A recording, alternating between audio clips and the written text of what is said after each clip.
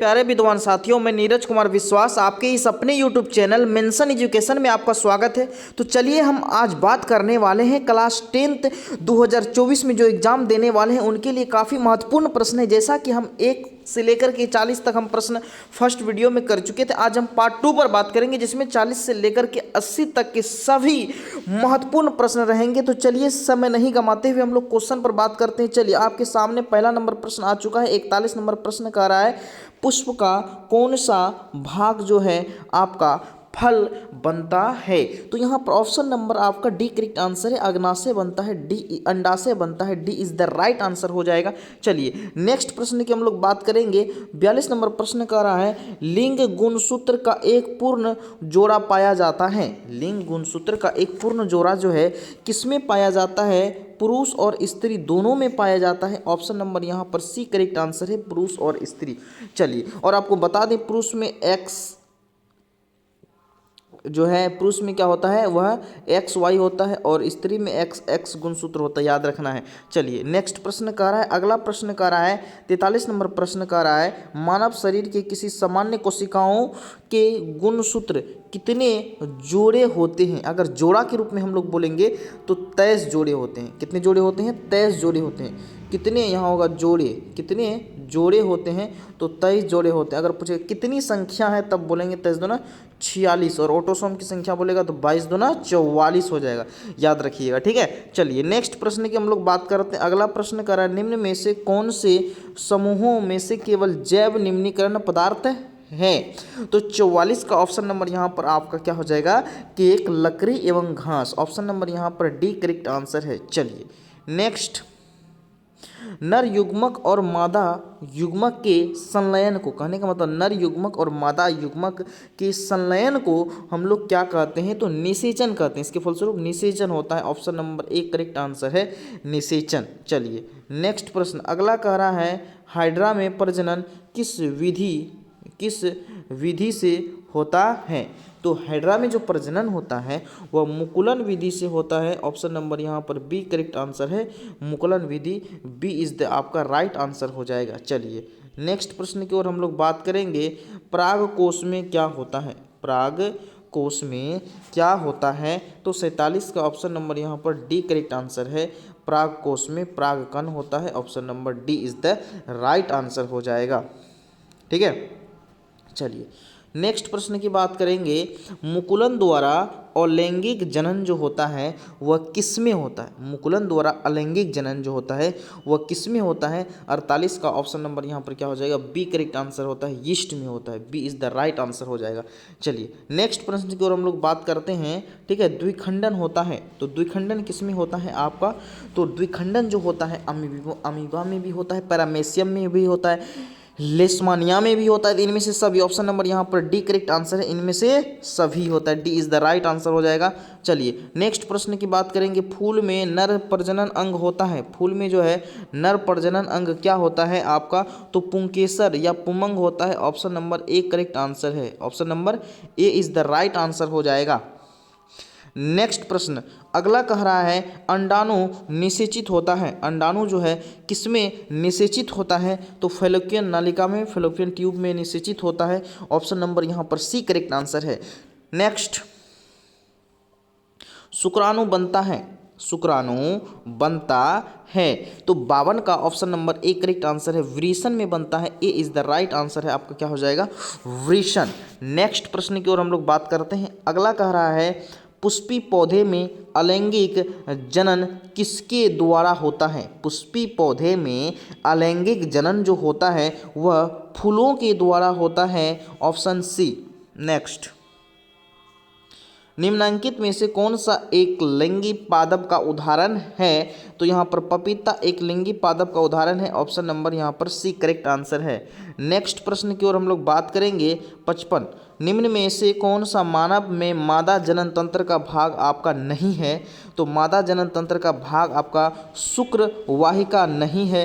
बाकी बात अंडाशय, गर्भाशय, डिंब वाहिनी ये सब जो है आपका किसका भाग है? आपका मादा का भाग है कि नहीं? मादा का भाग है। यहाँ कर मादा जनन तंत्र का भाग नहीं है, कहने का मतलब शुक्र वाहिका पुरुष जनन तंत्र का भाग है। ऑप्शन नंबर यहाँ पर सी करेक्ट आंसर है। चलिए नेक्स्ट, निम्न में कौन उभयलिंगी जंतु है? तो उभयलिंगी जंतु जो है आपका केचुआ है। ऑप्शन नंबर यहाँ पर आपका ए करेक्ट आंसर है। क्या हो जाएगा? केचुआ हो जाएगा। ए इज द राइट आंसर हो जाएगा। नेक्स्ट प्रश्न की हम लोग बात करेंगे। अगला कारा पुष्प का कौन सा भाग फल बनता है? पुष्प का कौन सा भाग जो है वो फल बनता है? तो अंडाशय बनता है। ऑप्शन नंबर यहाँ पर डी करेक्ट आंसर है। क्या हो जाएगा बाबू रे? अंडाशय हो जाएगा। D is the right answer हो जाएगा। नेक्स्ट प्रश्न की हम लोग बात करेंगे। 58 नंबर प्रश्न कर रहा है, पुष्प का कौन सा भाग जो है परागकण बनाता है? पुष्प का कौन सा भाग जो है परागकण बनाता है? तो आपको हम बता दें पुंकेसर। ऑप्शन नंबर यहाँ पर सी करेक्ट आंसर हो जाएगा, पुंकेसर। नेक्स्ट अगला कह रहा है, निम्न में से कौन उभयलिंगी जंतु है? तो उभयलिंगी जंतु कौन है? तो केचुआ है। ऑप्शन नंबर एक करेक्ट आंसर है आपका केचुआ। ए इज द राइट आंसर हो जाएगा। नेक्स्ट प्रश्न की हम लोग बात करेंगे। निम्न में से कौन सा एक लंगी पुष्प है? तो एक लंगी पुष्प जो है आपका पपीता है। ऑप्शन नंबर यहाँ पर सी करेक्ट आंसर है। 60 का सी इज द राइट आंसर हो जाएगा।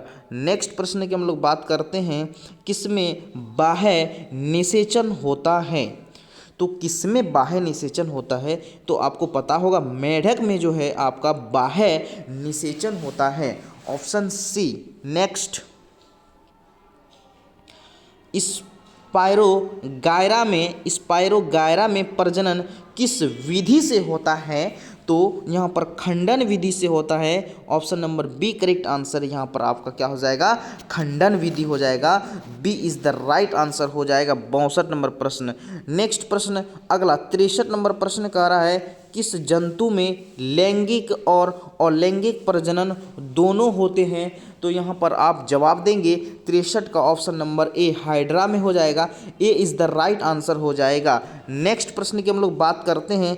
अगला कह रहा है, प्लाज्मोडियम में किस विधि द्वारा जनन होता है? तो प्लाज्मोडियम में जो है आपका बहुखंडन विधि के द्वारा जनन होता है।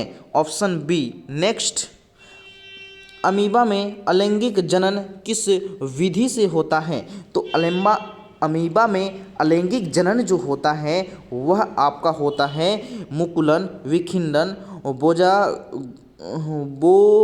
बीजाणु जनन और इनमें से सभी। ऑप्शन नंबर यहाँ पर आपका D is the right answer हो जाएगा।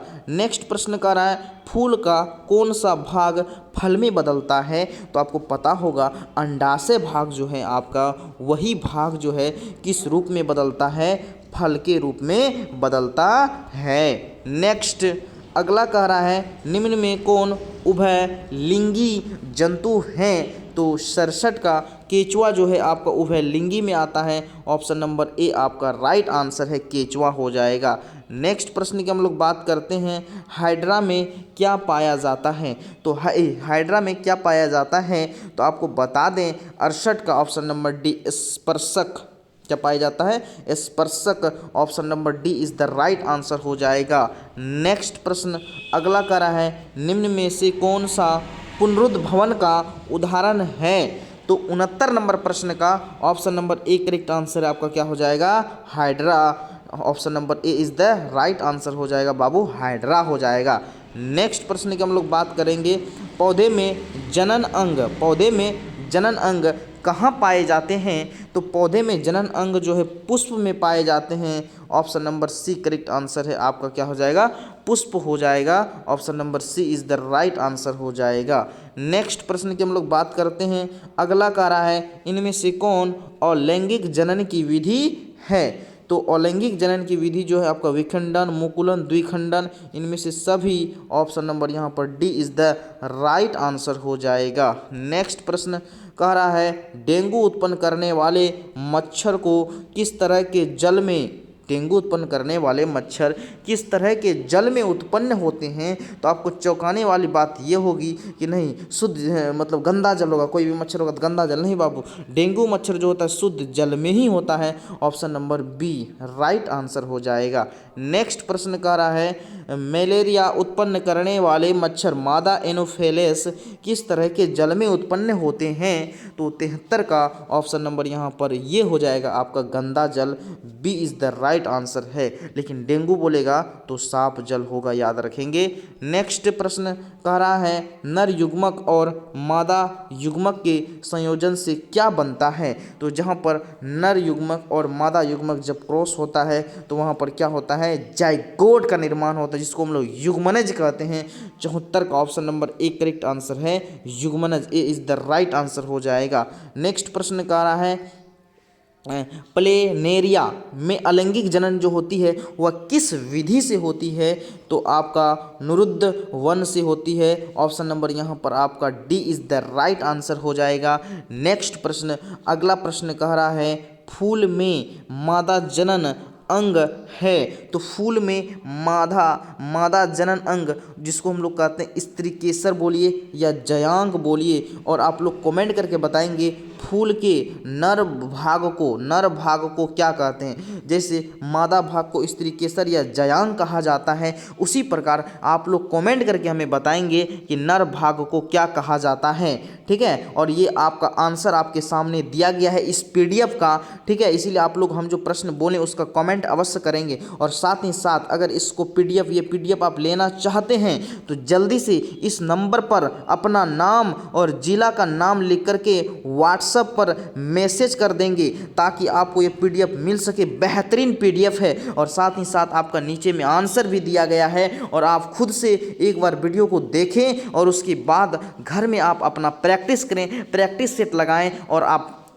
जो है फिर बाद में आंसर पीछे से मिलाइए कि आपका कितना सही हुआ और कितना गलत हुआ। जो गलत हुआ उस क्वेश्चन को घेर दें, और बार बार ध्यान देने की ज़रूरत है, बार बार देखने की ज़रूरत है, ताकि आपको याद रह सके, क्योंकि वो पहले गलत हो चुका है। तब उस पर हम लोग बारीकी से ध्यान देंगे ताकि भूलेंगे नहीं, ठीक है। तो चलिए, आप सभी विद्वान साथियों को बहुत बहुत धन्यवाद जुड़ने के लिए। अगर वीडियो पसंद आए तो लाइक सब्सक्राइब शेयर अवश्य करेंगे, साथ ही साथ अपने मित्रों दोस्तों के साथ साझा करेंगे।